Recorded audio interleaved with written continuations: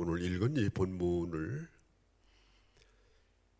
여러 가지로 표현한다면, 한편의 시로 표현한다면, 아니면 한편의 그림으로 그려본다면, 아니면 이것을 참 아름다운 스토리로, 이야기로 엮어본다면 아마 굉장히 감동적인 그런 한 장면이 되리라고 생각합니다. 예수님께서 한 여인이 값비싼 향유를 예수님의 발에 붓고, 그리고 머리털로 그 발을 씻겨드렸던 아주 특별한 사건이 바로 오늘 이 본문의 내용입니다. 이때가 언젠가 하면은 성경 1절에 있는 것처럼 예수께서 죽은 자 가운데서 살리신 나사로가 있는 곳이라. 11장에 보면 오라버니 하나와 누이 두 사람이 살고 있는 가정에 기둥과 같은 가장인 나사로가 죽었습니다. 그야말로 하늘이 무너진 거죠. 두 자매만 이래 살아남아 있습니다. 그 당시 부모도 없고 지켜줄 남자도 없고 결혼하지 아니한 두 자매가 살아간다고 하는 건 쉬운 일이 아닙니다. 그런 가운데서 예수님께서 그와 가까이 지냈던 그의 친구였던 나사로를 살려주십니다. 이 일로 말미암아서 예수님의 소문이 먼 데까지 퍼졌고, 어떤 사람은 예수님에 대해서 아주 긍정적인 생각을 가진 사람이 있는가 하면, 이제는 죽은 자까지 살리니 더 이상 저자를 살려두면 안 되겠다, 예수님을 죽이고자 하는 자도 생겨나게 됐습니다. 그 가장인 나사로가 살아난 것을 하나님 앞에 감사하여 동네 사람들을 모아놓고 잔치를 베풀면서 오늘 이 본문이 시작이 됩니다. 성경에 있는 대로 마르다는 부엌에서 일을 하고 있었습니다. 마르다의 특징이 뭐냐면 일하는 겁니다. 열심히 일하는 거예요. 그리고 죽었다 살아난 나사로는 함께한 사람들과 예수님과 함께 둘러앉아서 이야기를 나누고 있었습니다. 그리고 한 사람이 남았죠. 마리아는 무슨 역할을 했을까? 자기 오라버니를 살려준 그 은혜가 너무나 감사합니다. 그래서 예수님에게 그 은혜에 대한 응답을 하고 싶은 거예요. 내가 얼마나 감사한지 그 마음을 표현하고 싶었던 것입니다. 마리아는 지극히 비싼 향유, 오늘 3절에 있는 대로 아주 순전한, 순도가 굉장히 높은, 아무것도 섞이지 않는 나드 향유 한 근을 가져다가 예수님의 발에다가 붓습니다. 몇 분 걸렸을까요? 향유라고 하면 이 정도 아주 작은 그릇에 있는 그런 액체입니다. 10초 걸렸을까요? 어쩌면 그것도 안 걸렸을지도 모릅니다. 순간적으로 그 향유를 예수님의 발에 붓고 자기 머리털로 그 발을 닦아주었습니다. 성경에 있는 대로 그렇게 하자 향유의 냄새가 온 집안에 가득하였다, 이렇게 말합니다. 이 마리아의 이 행동은 사복음서 모두에 기록될 만큼 아주 중요한 사건이었습니다. 초대교회 때도 이 마리아의 이야기는 교인들이 모일 때마다, 말씀을 나눌 때마다 그들의 입에서 자주 오르내리던 그런 매우 중요한 일이었습니다. 한참 잔치가 벌어지고 있을 때입니다. 예수님에게 나와서 그 향유를 붓는데 성경은 이렇게 말합니다. 300데나리온이 된다. 유대인들은 안식일을 지키니까 6일 동안 일했겠죠. 장정이 매주마다 6일 동안 1년 동안을 일해야 모을 수 있는 1년 연봉에 해당되는 금액이 바로 이게 300데나리온이에요.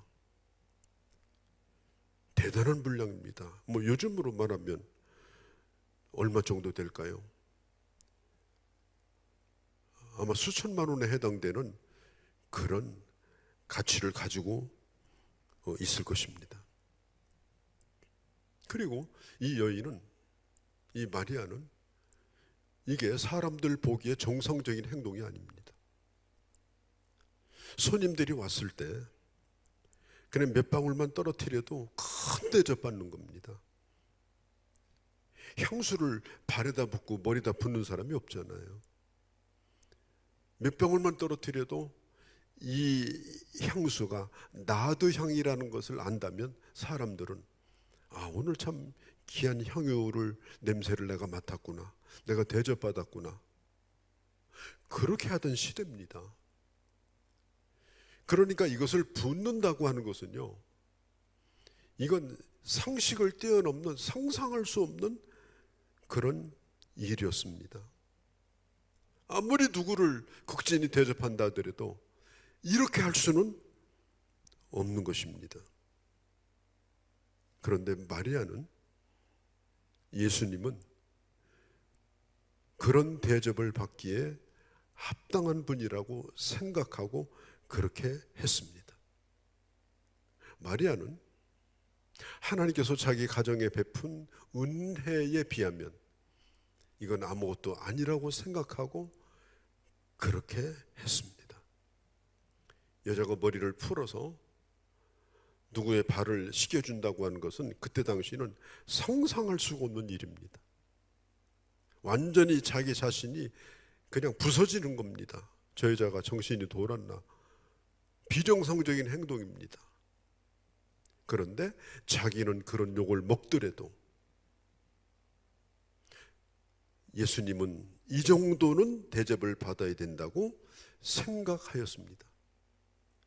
그렇게 해서 이 마리아는 이런 행동을 한 거예요. 왜 그렇습니까? 죽은 오빠를 살려줬잖아요. 죽은 사람을 살려줬잖아요. 어떤 노예도 자기 머리카락을 풀어서 주인의 발을 씻겨주든지 그런 일은 하지 않습니다. 그것은 벌써 인간으로서의 모든 가치와 자존심을 땅에 묻어버린 그런 행동이었습니다. 쉽게 이해할 수 없는 이런 행동.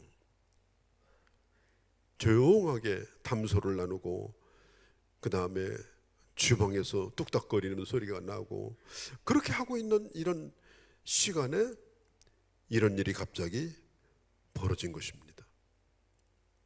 그때 많은 사람들이 당황을 했을 겁니다. 그러나 아무 소리도 하지 않았습니다.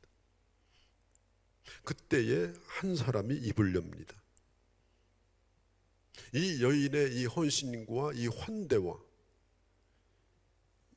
이 진정 어린 이런 행동에 대하여 아주 대조적인 반응을 보인 사람이 등장하는데, 성경은 말하기를 4절에서 6절까지 제자 중에 하나로서 예수를 잡아줄 가룟 유다가 말하되, 예수를 잡아줄 가룟 유다가 말하되, 이 향유라는 말은 소중하다는 뜻이에요. 이 향유를 어찌하여 300데나리온에 팔아서 현금화 시켜서 가난한 자들에게 주지 아니하였느냐.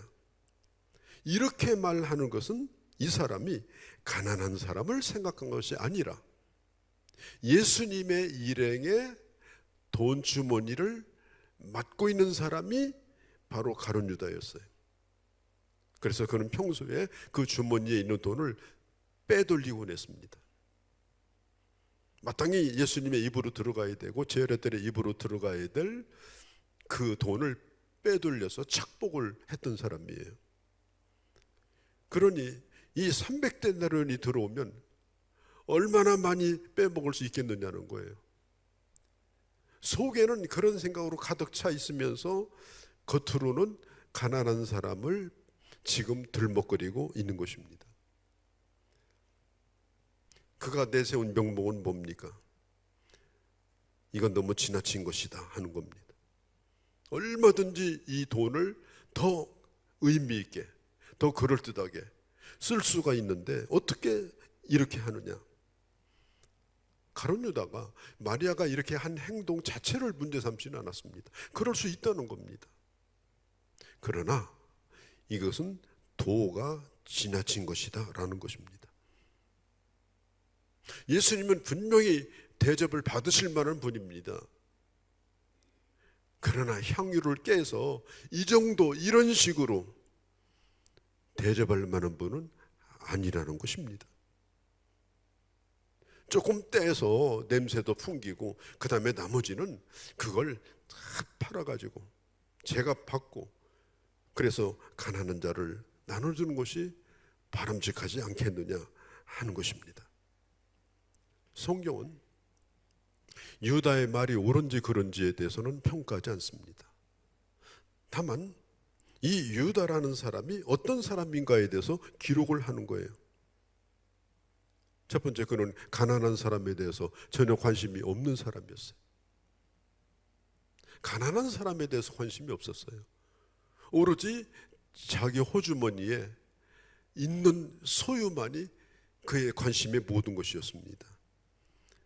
그는 예수님의 일행의 공동자금을 관리하는 사람이었는데 그는 상당 부분 이 공금에 손을 대고 있는 사람이었습니다. 아주 좋지 못한 행동을 그는 하고 있었습니다. 그래서 명목상으로는 이 향유를 팔아서 가난한 사람을 구제했다면 얼마나 좋겠느냐라는 말을 다른 말로 말하면 내가 얼마나 착복해 먹을 수가 있는데 내 돈주머니가 많아질 텐데 좋은 기회가 지나갔다. 지금 마리아는 그게 얼마 가는지 가격도 생각을 안 합니다. 이게 얼마일까? 숫자 개념이 없어져 버린 거예요. 그리고 그것을 허비한다고 생각하지도 않았습니다. 그렇다고 해서 마리아가 가난한 사람을 불쌍히 여기지 않는 그런 인정머리 없는 여자도 아닙니다. 다만 이 순간에 자신이 가지고 있는 모든 것을 들여서 주님을 단 한순간만이라도, 영원히는 아니라 할지라도 이 순간 죽음을 앞두고 있는, 지금 죽음을 며칠 앞두고 있는 상황입니다. 제자들 어느 누구도 예수님의 죽음에 대해서 관심이 없습니다. 내가 죽겠다고 3번이나 말했지만 어느 제자도 입을 열지 않았습니다. 그리고 뒷방으로 넘어가서는 예수님이 왕이 되면 누가 높은 자리를 차지할까 그 싸움만 하고 있을 때였습니다. 그리고 가룟 유다는 끝까지 착복을 해먹을 생각에 지금 머릿속이 가득 차 있었습니다. 이런 제자들이 있는 그 같은 장소에서 지금 이 마리아는 그 향유를 예수님의 발 아래 부었던 거예요. 가룟 유다는 예수님이 눈에 들어오지 않았습니다. 예수님과 상관이 없는 엉뚱한 상상을 지금 하고 있는 거예요. 그 돈이 들어왔다면 이렇게 해서 좀 빼돌려가지고 공공자금의 잔고가 늘어나는 것이 아니라 내 사적 주머니에 잔고가 늘어날 터인데, 이런 좋지 못한 상상을 해보니까 이 여자가 이거 부어버린 것이 너무나 아까운 거예요. 그리고 이것은 낭비라고 생각한 겁니다. 그렇습니다.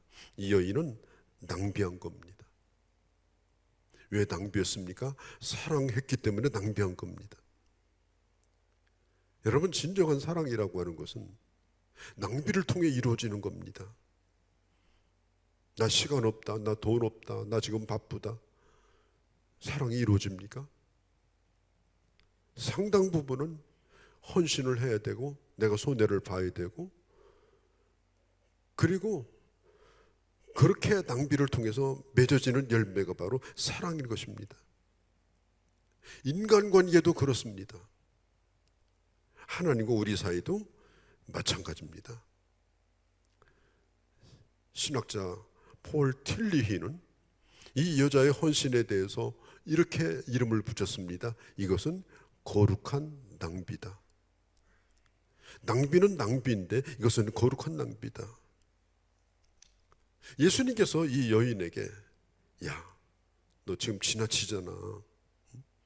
너 지금 내 제자들이 너 광신자라고 너 욕할지도 몰라.